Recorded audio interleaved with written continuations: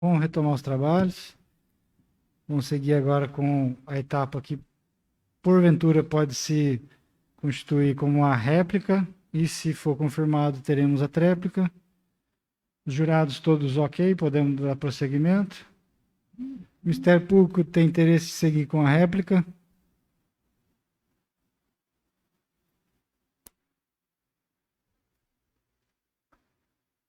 Sim, Excelência. Ok. Então, com base nisso, o Ministério Público vai iniciar novamente a explanação da situação, eventualmente rebater teses sustentadas pela defesa. E, enfim, é mais uma etapa que ele vai poder explanar a situação para vocês, tá bom? Esse período que ele tem à disposição é de até 1 hora. E aí depois a defesa vai ter também esse mesmo direito, tá bom? Doutor Wesley, fica à vontade, assim que começar a sua fala, vai estar contando então o prazo de até 1 hora.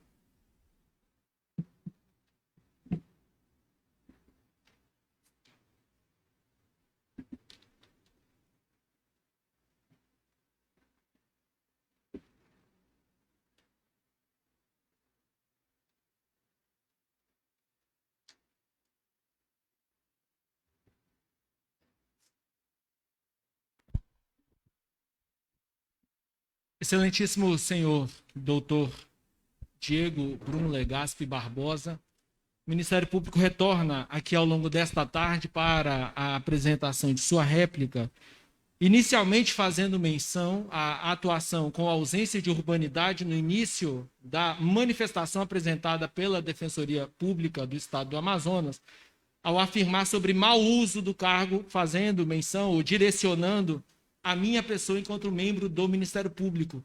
Então, no entendimento deste membro do Ministério Público, houve ausência de urbanidade e respeito entre instituições, em nenhum momento houve qualquer espécie de menção deste promotor de justiça a membros da Defensoria Pública do Estado do Amazonas ao longo destes 4 dias, com qualquer tipo de chacota, menção ou, de alguma forma, querendo criar uma expressão de que houve atuação, prática criminosa, excesso de poder ou abuso de poder. Não houve e não haverá, não será este o dia em que este membro do Ministério Público retornará aqui para faltar com respeito a membros de instituição. Nós estamos aqui enquanto representantes de instituições, exercemos funções constitucionalmente estabelecidas, tanto de um lado do Ministério Público do Estado do Amazonas, do outro lado, Poder Judiciário do Estado do Amazonas e do outro lado, Defensoria Pública do Estado do Amazonas. Ao contrário, nós temos a atuação conjunta da Defensoria Pública com o Ministério Público em diversas questões, tanto que, no caso dos catadores do lixo que atuam no lixão do município, aqui em Humaitá, este promotor de justiça, juntamente com a doutora Francine e o doutor Newton, estivemos em atuação conjunta. Temos atualmente atuação conjunta e com o devido respeito que deve existir entre membros que atuam perante instituições estatais.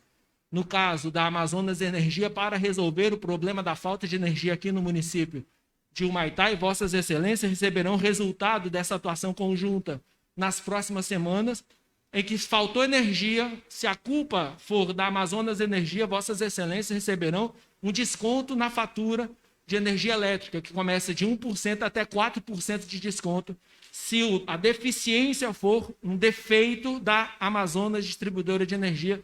Isso é resultado da atuação conjunta entre o Ministério Público e Defensoria Pública do Estado do Amazonas.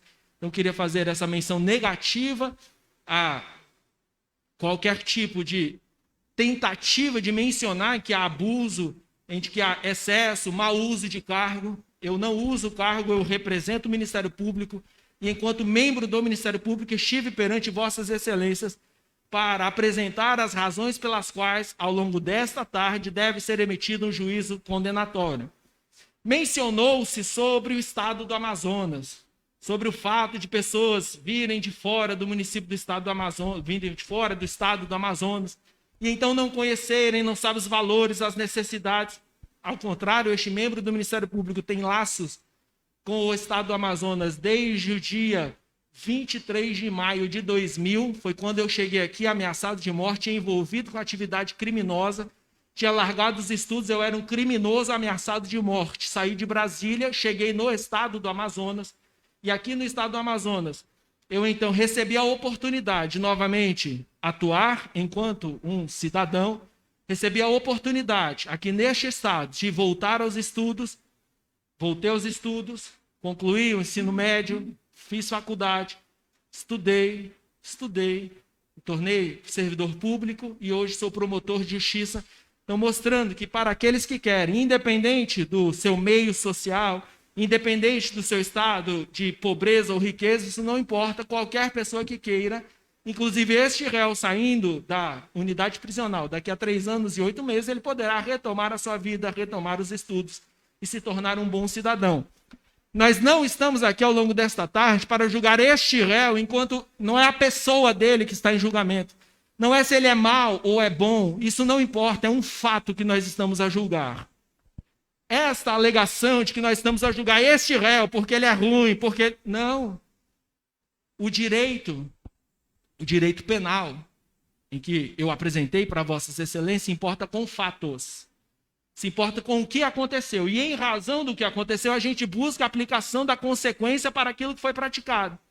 Não é porque ele é negro, ou branco, índio, ou afrodescendente, homem, mulher, isso não importa. O que importa é, no dia 17 de outubro de 2020, às 16h30, este réu ceifou a vida de uma pessoa, com 7 facadas, e com um motivo fútil. Então é isso que está sob julgamento. Não é se ele é bom ou ruim.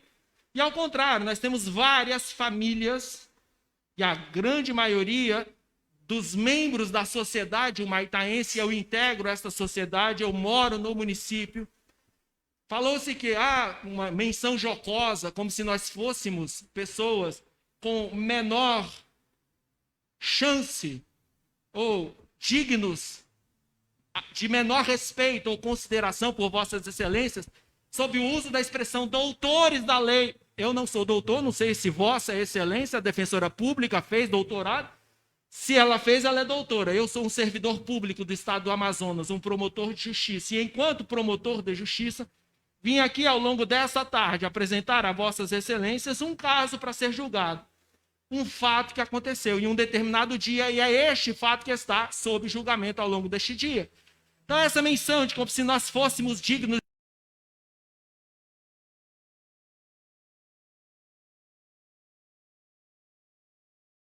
a defesa dos interesses da sociedade, diferentemente de outras instituições que defendem partes, defende o interesse deste ou daquele réu. Eu não estou aqui defendendo nenhum interesse meu.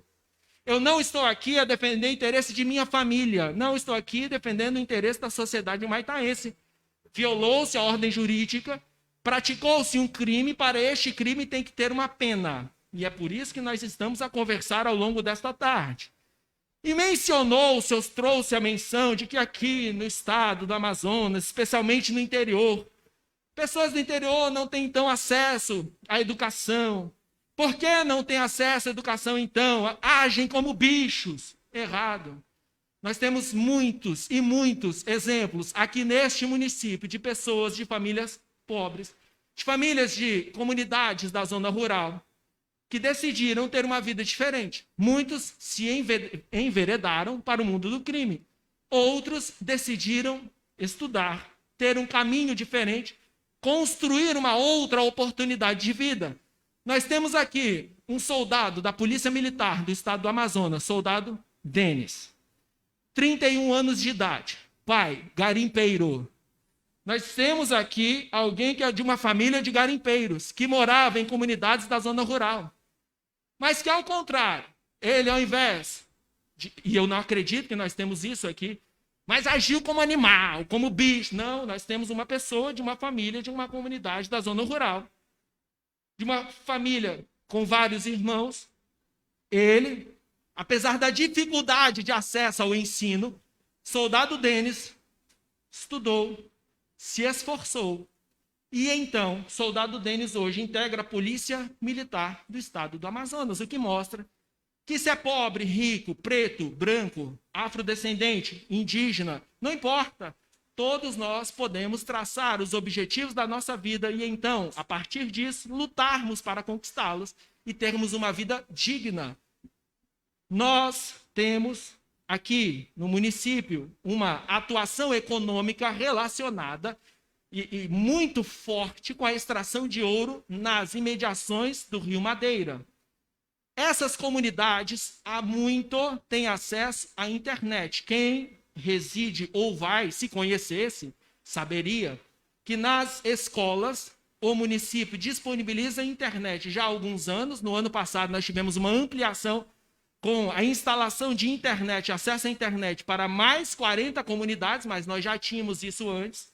E as pessoas da comunidade da zona rural, diferentemente do que foi dito, não dava para ligar, porque era visão equivocada de zona rural do município de Humaitá.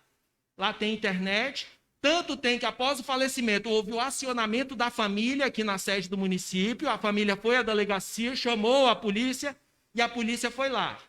E ainda mencionou-se, ou se falou ao longo dessa tarde, mas foi um bandido lá em casa, e se eu tivesse não tinha como ter, porque a Defensoria Pública Brasileira é contra armas. A Defensoria Pública Brasileira adota medidas para que não se tenha armamento de pessoas, contra aqueles que, ainda que preencham requisitos legais, não andem armados. Então nós estamos diante de uma instituição que é contra a legítima defesa. Nós estamos diante de uma instituição que prega contra a violência, mas hoje falou, não, mas eu lá na minha casa eu ia atirar até matar. Eu ia dar vários disparos. Não, é este o discurso desta instituição. Essa instituição prega a paz, prega o amor, prega o perdão e prega medidas alternativas à violência como forma de solução dos conflitos. Mas não. Hoje falou, não, vamos matar. Eu ia dar vários disparos, não tem nada de moderadamente, eu ia descarregar uma arma. Não é assim que a gente vive em sociedade. Quer dizer que a gente tem uma briga, por causa dessa briga eu vou usar uma arma de fogo, posso descarregar a minha arma de fogo e isso é a legítima defesa. Quer dizer que essa é a opção que nós, sociedade maitaense, faremos. Eu e vossas excelências estudamos ao longo desta tarde do que deve ser entendido e o que não sou eu que estou falando. E eu não fiz questão de não mencionar tribunais, não trouxe doutrinadores, não trouxe livros, eu trouxe um vademecum que nada mais é do que a lei. Aqui eu tenho a lei. E eu estou apresentando para vossas excelências o que diz a lei. Nós, enquanto sociedade, nos reunimos e decidimos em um contrato social reunir, abrir mão do nosso poder para a instituição de um Estado, e este Estado, essas instituições, então, exercem a violência no nosso lugar. Nós abrimos mão dos nossos poderes e do uso da violência para que instituições fossem constituídas, a Polícia Militar, a Polícia Civil, Poder Executivo. Nós abrimos mão do poder de usar a violência e de resolver os nossos problemas com a nossa própria força, para que então essas instituições, com base em leis aprovadas, e é por isso que tem Congresso Nacional, Assembleias Legislativas, Câmaras Municipais, para que se reúnam, discutam qual é a melhor forma de resolver problemas e qual é a consequência, qual que deve ser o resultado para a prática de alguns ilícitos, e esses legisladores aprovam essas leis e nós aplicamos essas leis. E assim nós conseguimos viver em sociedade. Se eu vier e pregar, não, essa lei não serve para nada, eu vou desconsiderar a lei, eu tenho uma lei imaterial pregada na minha cabeça, porque Deus colocou isso na cabeça e quem é ateu? Aí tem um problema. Mas nós tivemos essa reunião de um órgão legislativo, Congresso Nacional, aprovou uma lei e ele disse o que é legítima defesa. Então nós, é verdade que vossas excelências decidem com base na íntima convicção. Vossas excelências têm a liberdade para atuar. Há a criação de um procedimento para a garantia da liberdade, para a garantia do sigilo do voto de vossas excelências. Ninguém aqui vai saber como que vossas excelências votaram. Não tem como saber. Daqui a pouco vossas excelências entenderão que no procedimento, todas as vezes que a gente chega em 4 votos de um ou de outro lado, 4 sims ou 4 nãos, a gente paralisa a votação para resguardar essa liberdade, para ninguém ficar com medo de votar. Então criou-se uma forma para que vossas excelências tenham liberdade para atuar ao longo desta tarde. Mas quando forem atuar, nós temos que levar em consideração as leis vigentes no nosso país. Porque se lei não servisse para nada, nós nem estaríamos aqui. Todos nós resolveríamos os nossos problemas daquela porta para fora e não precisaria de poder judiciário, não precisaria de ministério de ninguém. Cada um resolveria com base nas suas próprias forças os seus próprios problemas. Mas não é essa a opção que nós, sociedade brasileira, fizemos.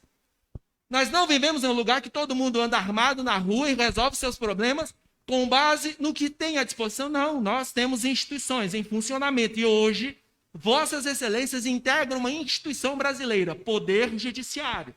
Hoje, Vossas Excelências integram o Poder Judiciário do Estado do Amazonas. E na decisão, ao analisar este caso, devem levar em consideração as leis estabelecidas. E nós temos uma lei que é aplicável a este caso, Código Penal.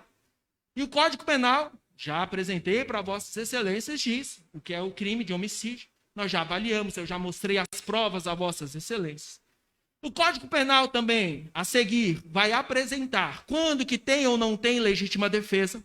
Em primeiro lugar, eu já apresentei que pelas provas que nós temos, e não sou eu que estou falando, eu mostrei laudos periciais, mostrei ainda depoimentos que Vossas Excelências presenciaram ao longo desta tarde. Nem há de se falar em legítima defesa, porque eu não tenho nenhuma demonstração de que a vítima pegou em arma. Não tem nenhuma comprovação de que a vítima pegou uma faca. Eu tenho só a alegação deste réu. É ele que está falando. Claro que ele vai falar isso porque ele está se defendendo. É só ele que diz que a vítima veio para cima dele. Mas uma vítima muito forte, foi dito. Uma vítima que tinha, então, força física, vem com uma faca para cima deste réu. Não produz nenhuma lesão, mas a vítima leva 7 facadas que ele disse que não foi ele. As facadas aconteceram dentro d'água e quem já caiu dentro d'água, uma outra pessoa. E ao contrário do que foi mencionado, que este membro do Ministério Público anda em piscina, eu não tenho piscina, não gosto de piscina, mas eu fui batizado no Rio Negro. Então, eu já fui para banhos nos rios do Amazonas. Eu atuava em Quari, diferentemente de andar de avião. Eu só fui de carro porque não tinha avião, porque foi cancelado. Não, eu andava no Amazonas, nas várias comarcas em que eu atuei enquanto promotor de justiça de barco, de lancha. Fui a Manaus já por 3 vezes pela BR-319. Então eu conheço aqui o interior do estado do Amazonas. E quando a gente cai no rio, nós estamos em um rio caudaloso, em um rio que tem uma certa velocidade. Este rio, que ele é meio marrom, ele tem essa cor por causa da velocidade, e ele com a velocidade leva sedimentos. E quando a gente cai nesse tipo de terreno, quando a gente cai em água caudalosa, água com sedimentos, água aqui do Rio Madeira, quem já tomou banho sabe que quando a gente está dentro da água, os nossos movimentos ficam mais devagar. Uma coisa é o dar facada fora da água, outra coisa é o dar facada dentro da água. Este réu disse que deu, na verdade disse que não deu nada, mas disse que as facadas aconteceram sozinhas dentro da água. Mas será que foi assim mesmo? Será que alguém se feriu sozinho dentro da água? Ou será que ele lesionou a vítima só quando estava dentro da água? Que é tudo muito mais difícil. A gente não tem onde pisar direito. A gente fica envolvido pela água que diminui a nossa velocidade de ação e de reação. Mas, ao contrário, eu tenho provas, eu e Vossas Excelências ouvimos essa tarde um policial civil do estado do Amazonas. E os policiais, nós temos aqui um policial militar do estado do Amazonas, policial padrão. Este policial militar, policial civil do estado do Amazonas, são agentes públicos. Agentes públicos no exercício de suas funções têm presunção de veracidade do que faz. Agentes públicos, quando praticam atos, têm a veracidade, ou seja, presume-se verdadeiras as informações ditas por agentes públicos, salvo se eu conseguir comprovar que ele agiu por interesse próprio, ou que o que ele está falando é totalmente, ou está totalmente em descompasso com as demais provas que foram produzidas. Mas será que nós temos isso? Será que o depoimento do policial civil, dos 2 policiais civis que foram ouvidos ao longo deste dia, será que eu posso tirar a credibilidade? Será que eu posso afastar a presunção de veracidade do que ele disse? Não há qualquer elemento que possa tirar a credibilidade da atuação do membro da Polícia Civil do Estado do Amazonas. Não tem. E ele, quando disse, depois, algo ele falou que é importante. Tinha sangue dentro da draga. Ele disse que não aconteceu nada, mas tinha muito sangue, estava revirado dentro da draga. O fato de estar revirado dentro da draga, de nós termos sangue dentro da draga, indica que tivemos uma discussão Essa discussão evoluiu, o ataque aconteceu e a vítima começou a ser lesionada já dentro da draga. O sangue que está lá, mas pode não ser da vítima, mas ele não tinha nenhuma lesão. E aí falou-se, mas durante o Covid, nós não tínhamos como ir no hospital. É verdade, se vossas excelências fossem à Defensoria Pública do Estado do Amazonas, durante o período pandêmico, portas fechadas e para atendimento, WhatsApp. Mais de 25% da população maitaense não tem acesso à internet, não tem smartphone. 25% tem acesso com limitação, mas o atendimento da Defensoria Pública do Estado do Amazonas, porta fechada, manda o WhatsApp, foto de documento, manda uma cartinha dizendo que Ministério Público, portas abertas. Eu atendi durante todo o período pandêmico. As portas estiveram sempre abertas e atendi qualquer pessoa que chegasse no Ministério Público do Estado do Amazonas. Eu moro aqui, atendi aqui, e não houve qualquer fechamento de portas para que a população maitaense pudesse ir ao Ministério Público se houvesse problema. Mas onde estava o Ministério Público durante a pandemia? Atuando. Várias recomendações foram expedidas, ações foram propostas, e essa instituição em funcionamento está aqui ao longo desta tarde para dizer a vossas excelências de que, se a Defensoria Pública do Estado do Amazonas quisesse, poderia ter requisito, não precisa ir no hospital, é mandar um ofício. A sua senhoria, diretora do Hospital Regional de Humaitá. Excelente senhora diretora, requisito a vossa senhoria, cópia de prontuários médicos ou laudos médicos realizados em razão do atendimento do senhor Vandersandro nos dias tais e tais. Manda um motorista, eles têm até carro para andar, vossas excelências estão acompanhando uma Toro, cabine dupla, 4x4, que está aqui na porta. O Ministério Público anda com seu carro pessoal gastando sua própria gasolina, mas eles têm um carro à disposição. Manda o ofício, não precisa sair de lugar nenhum, manda, ou então manda pelo WhatsApp, manda por e-mail, a resposta chegaria. Mas chegou aqui algum laudo? Nada. Nós não temos nada. Nenhuma lesão, ou seja, o sangue de dentro da draga era de quem? O sangue de dentro da draga era de Domingos Sávio de Souza, que já começou a ser assassinado dentro da draga. E no final caiu dentro da água e foi, então, atracado pelo pescoço para que o resultado morte fosse efetivamente praticado. A testemunha Joabe, que vossas excelências assistiram o depoimento nesta tarde, ou nesta manhã, a testemunha Joabe disse o seguinte, quando ele voltou, primeiro ele viu discussão, briga, ferro batendo, que já indicava que a faca estava sendo utilizada. Depois ele ouve um barulho de alguém caindo na água. Depois ele ouve um outro barulho de uma outra pessoa caindo na água. 2 caíram na água. Então ele entende que algo grave estava acontecendo, ele sobe, pede ajuda e volta. Quando ele volta, ele ouve a expressão reveladora da vontade de matar. Eu vou te matar, eu vou te matar. E então, além de ele ouvir isso, ele consegue ver. É mentira a afirmação de que quem está aqui a depor é quem ouviu dizer. É só pessoas que ouviu a história de... Mentira! Joabe viu o que aconteceu. Ele ouviu e viu. Primeiro ele ouve a discussão, vê 2 pessoas na draga, vê o barulho da queda, outra queda.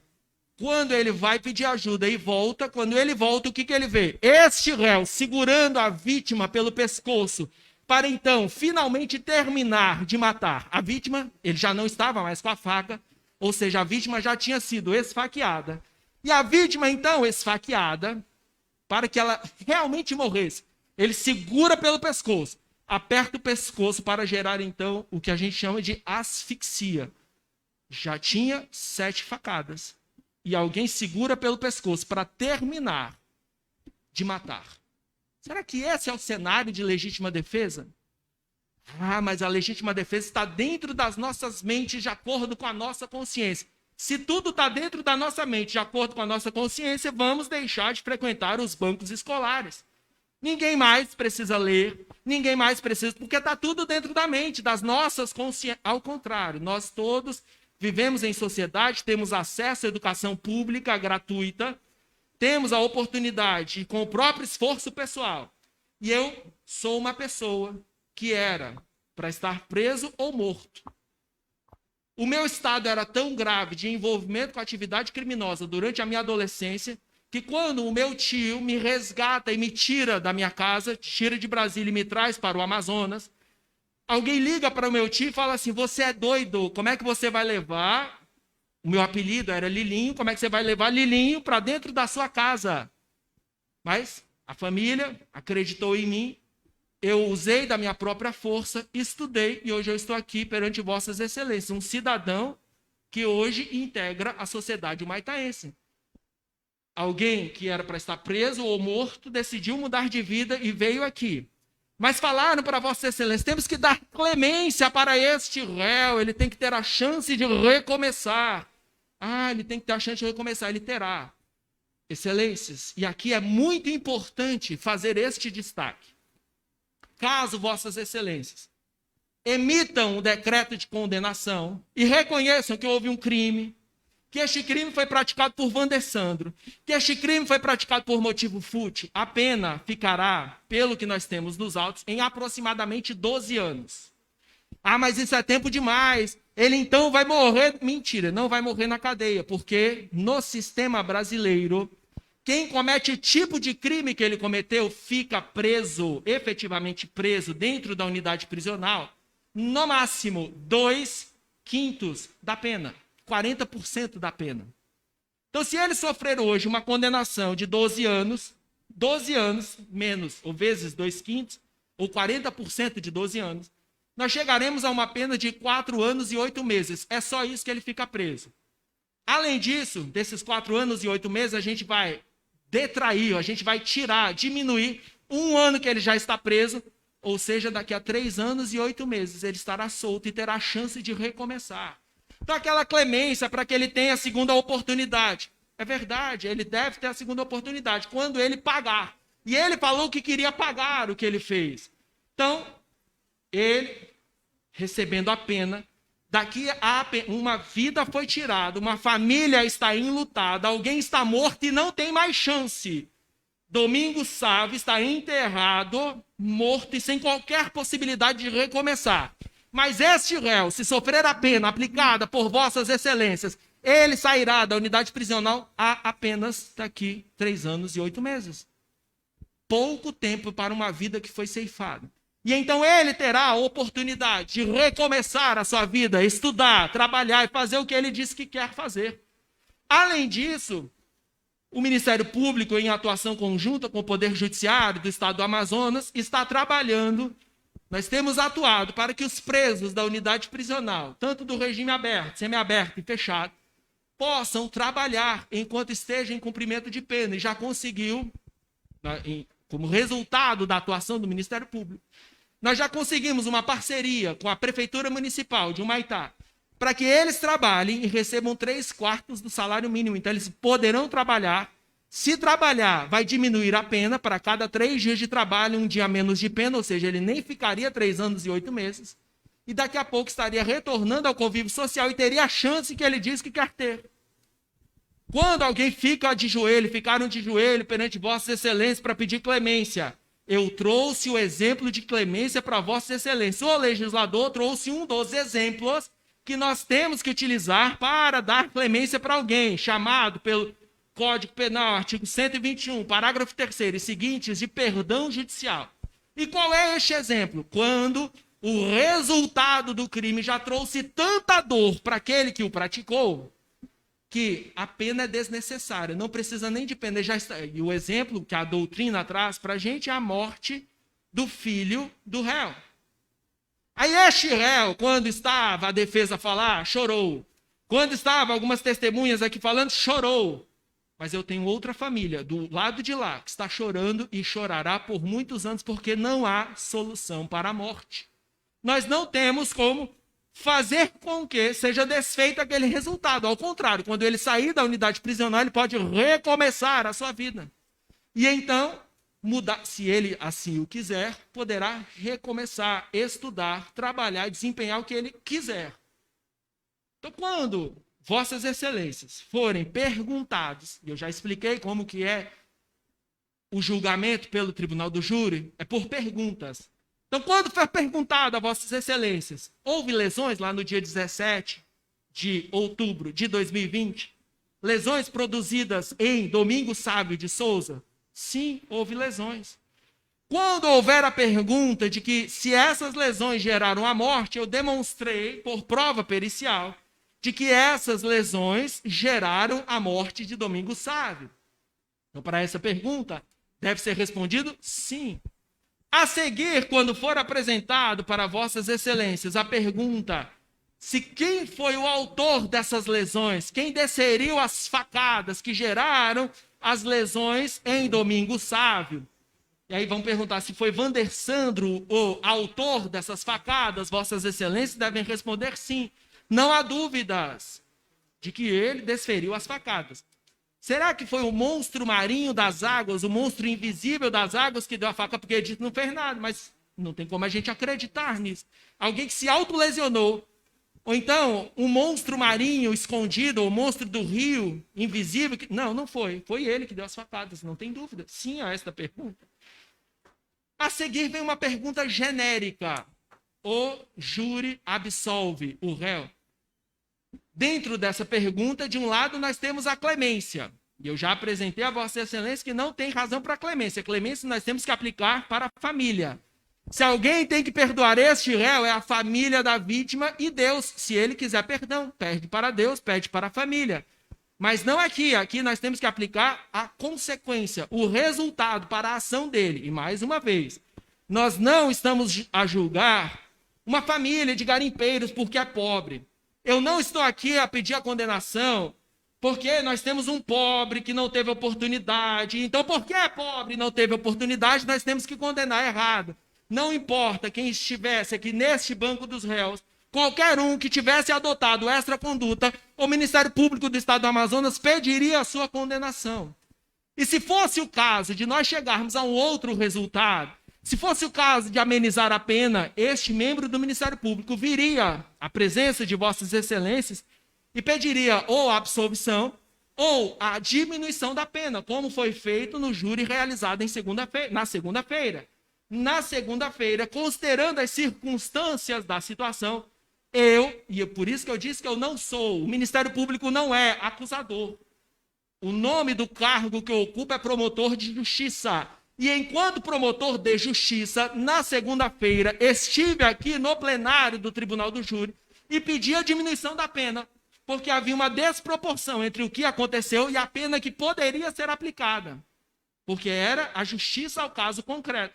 E então, na segunda-feira, por causa do que aconteceu, alguém provocou a situação que gerou a morte, eu pedi, temos que diminuir a pena, e pedi. Mas hoje não é esse o caso dos autos. Não é essa a solução que nós temos que dar. Então, quando for apresentado, se os jurados absolvem o réu, de um lado tem clemência. Não tem motivo para clemência. De outro lado, vai englobar legítima defesa. E eu mostrei para Vossa Excelência, diversamente do que pregado pela Defensoria Pública do Estado do Amazonas nesta tarde, eu ia descarregar a minha arma. Não é assim que nós vivemos em sociedade. Não é isso que está previsto nas nossas leis. Nós vivemos regidos por leis, e essas leis foram criadas para que possamos ter paz social. E para que possamos, para quem viola, ter a devida consequência. E o legislador, e não sou eu, disse que legítima defesa é quem usa moderadamente dos meios necessários. Primeiro, eu acredito firmemente, eu estou falando da minha convicção pessoal, eu acredito que nem houve ataque de Domingo Sávio, porque se houvesse ataque de Domingo Sávio, ele estaria machucado também. Nós teríamos 2 machucados, 2 pessoas lesionadas.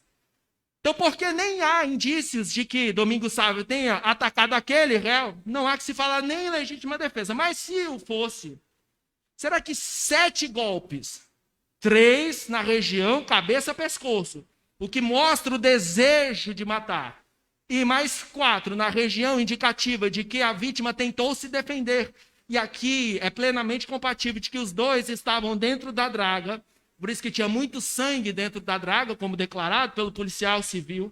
Os 2 dentro da draga, ele com a faca, a vítima levanta o seu braço para se defender. E então foi lesionada por 4 vezes, enquanto tentava se defender. Depois, ele já lesionado nos braços, E alguém lesionado, alguém quando leva uma facada, claro que você baixa a guarda porque o seu músculo é atingido. E nós tivemos 4 lesões musculares na região do braço. Ele baixa a guarda, uma facada no pescoço, outra facada no pescoço e uma facada aqui na região da orelha, que inclusive arrancou a orelha da vítima. Então nem havia legítima defesa, mas se houvesse, não há o uso dos meios necessários de forma moderada. Então, para a legítima defesa, que seria outra razão para a absolvição, nós não temos que circunstância, não há elementos para o reconhecimento de legítima defesa neste caso. Então, quando o doutor Diego Brum Legaspi Barbosa apresentar o quesito, os jurados absolvem o réu para este quesito, deve ser respondido não. Finalmente, e ainda não finalmente, mas já indo para o fim, será apresentado um outro quesito. Será que este réu, e aí eu apresentei para vossas excelências, mais uma vez, não é o que eu estou falando. Eu não estou falando da minha convicção, nem o que está na minha cabeça, nem o que estava encartado na minha consciência. Não, eu estou falando do que está na lei que rege o nosso país. E na lei, que está no artigo 121, parágrafo 1º, aqui vai dizer que nós temos homicídio privilegiado quando alguém age sob domínio de violenta emoção, logo após uma injusta provocação. Primeiro, nem há que se falar pelo cenário que foi desenhado, em razão do sangue na draga, marcas no braço, marcas de defesa, nem há que se reconhecer a existência de uma injusta provocação, não tem. Porque quem atacou foi este réu. Só o lado de cá que está lesionado, o lado de lá não tem lesão. Então, não há que se falar nem injusta provocação.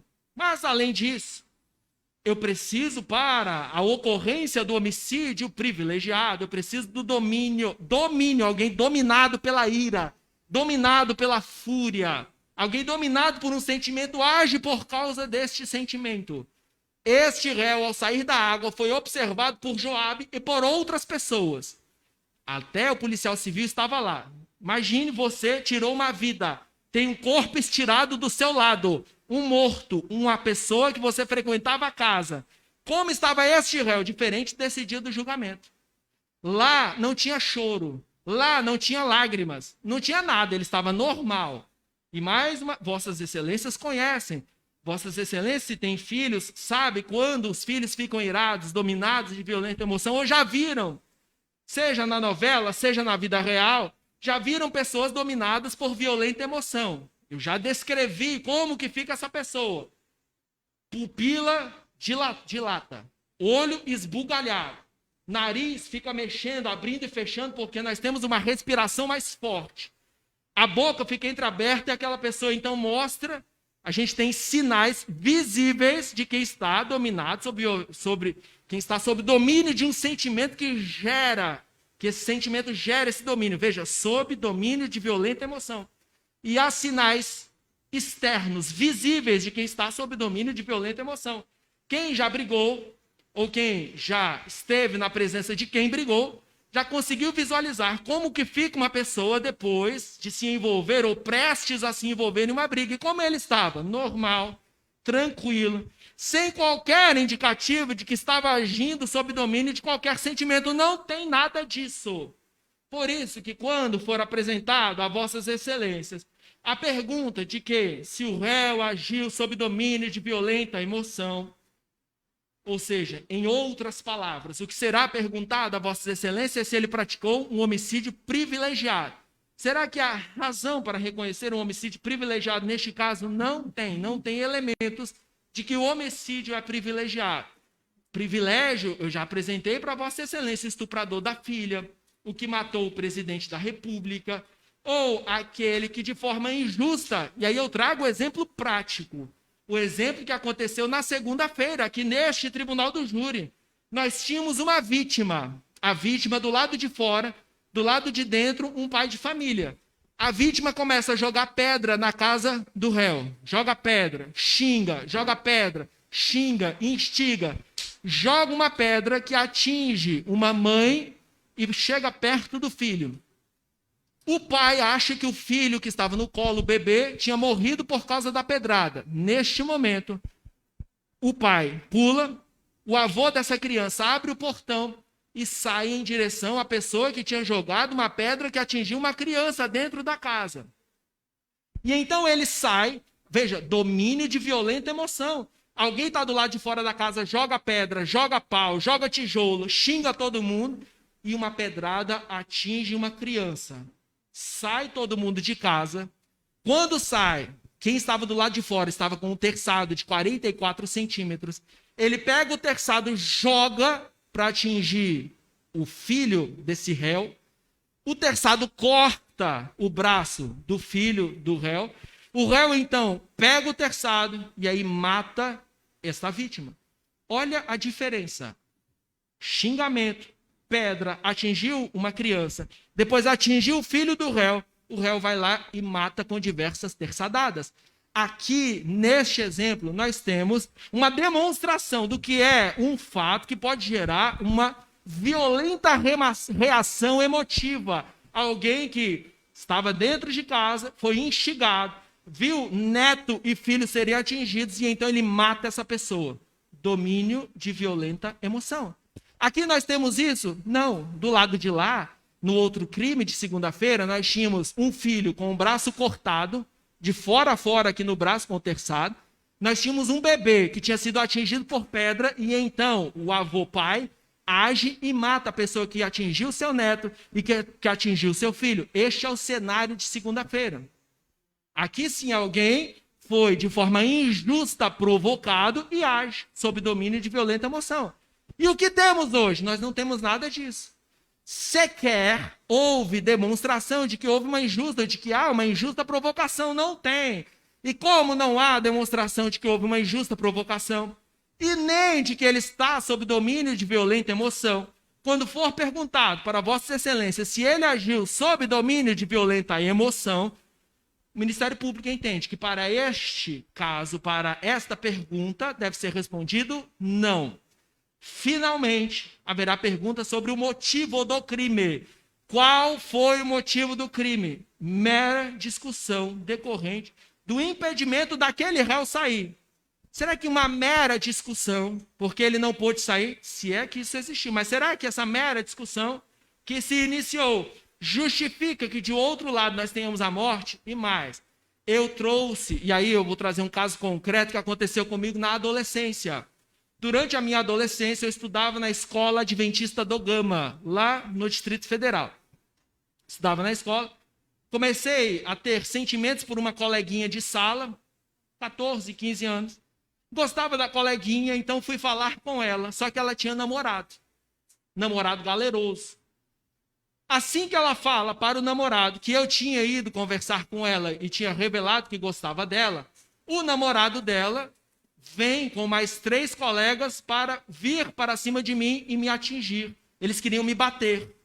Então, de um lado de cá estava eu, do outro lado, pessoas que queriam me bater. Se eu estou diante de um cenário de confronto, o que é que eu posso fazer? Eu posso enfrentar, ir para o confronto, e neste caso nós poderíamos ter a evolução deste confronto e poderíamos ter uma tragédia. A outra solução, correr. O que eu fiz? Corri. Este réu, do outro lado, atrás dele, tinha o rio. Poderia ter corrido, se é que existiu uma agressão, se é que ele foi agredido. Se isso acontecesse, ao invés de ele peitar, ir para cima do amigo, da pessoa que ele frequentava a casa, era só pular no rio e então nadar como ele fez depois que matou. Nadou e veio para a beira do rio e trouxe o corpo apertando o pescoço para matar. Então havia como ele evitar o resultado, mas ele é o contrário. Por causa de uma mera discussão, ele vai para cima da vítima e então ele mata a vítima por causa dessa mera discussão decorrente de uma tentativa ou de uma negativa de que ele saísse. Mera discussão de um lado. Está aqui a balança. Vamos imaginar uma balança e colocar no peso da balança. De um lado uma mera discussão, de outro lado a morte. Se a gente pesar na balança, a gente vê que há uma grave desproporção. Discussão de um lado, morte do outro. Motivo desprezível. Discussão não é motivo para matar. Poderia ter acontecido uma briga de trânsito. 2 pessoas brigam no trânsito, uma mata a outra, por causa dessa discussão de trânsito.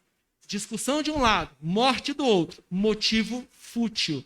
Há motivo fútil todas as vezes em que a razão que gerou o crime o motivo utilizado para a prática do crime é desproporcional com a morte. E aqui nós temos uma grave desproporção. Por isso que quando a sua excelência, o doutor Diego Brum Legaspi Barbosa, perguntar a vossas excelências se quando Wander Sandro agiu, ele praticou o crime por motivo fútil, consistente ou decorrente de uma mera discussão, para esta pergunta, vossas excelências devem responder sim. Então, com isso, o Ministério Público encerra a sua participação, pedindo a vossas excelências que nós tenhamos um juízo condenatório com base no que foi denunciado este réu. Nós tivemos a demonstração do crime, razão do crime, por isso precisamos condenar, para que de um lado a justiça seja feita e a família, então enlutada, receba a devida resposta do Estado de que aqui neste município, em Humaitá, nós não toleramos como razão para a prática de homicídios mera discussão. Assim, espera o Ministério Público a atuação de vossas excelências. E mais uma vez, doutor Diego, eu agradeço a forma de condução de vossa excelência destes 4 tribunais do júri. E aqui o Ministério Público, muito cansado, com fadiga destes 4 dias, já envelhecido por causa da atuação de 14 anos, na verdade de 15 anos de serviço público. Então eu encerro a minha participação agradecendo a forma, a urbanidade, o respeito com que vossa excelência trata o Ministério Público nesta comarca e a forma com que trata as pessoas que estão à sua volta e o êxito e a eficiência que foi demonstrado por vossa excelência na realização destes 4 tribunais do júri. E espero, Ministério Público, que em novembro nós estejamos aqui novamente para mais uma bateria de júris e assim apresentarmos à sociedade humaitaense a resposta para os crimes mais graves que nós temos no município de Humaitá, inclusive para que possamos trazer a este júri o senhor William Souza Nunes, vulgo Monstro. Assim se manifesta o Ministério Público do Estado do Amazonas, encerrando a sua participação nessa primeira reunião ordinária do Tribunal do Júri da primeira vara da comarca de Humaitá. Muito obrigado, excelência. Ok, doutor Wesley, com isso fica encerrada a etapa de réplica, mas não parece estar cansado não, doutor Wesley, parece que acho que estava em forma aí. Uma excelente oratória do membro do Ministério Público e na sequência a gente vai passar para a tréplica. É a mesma oportunidade, então, para a defesa explicar a situação, reforçar as teses que já mencionou, eventualmente tiver algo a acrescentar. E, então, é um período de até 1 hora, né? Vocês querem ir no banheiro antes da gente recomeçar? Ok? Então, pode encerrar a transmissão. Muito obrigado aí se teve alguém que estava presente, estava assistindo ao vivo, então fica o nosso agradecimento também por estar aí acompanhando, né? Muito obrigado, até mais.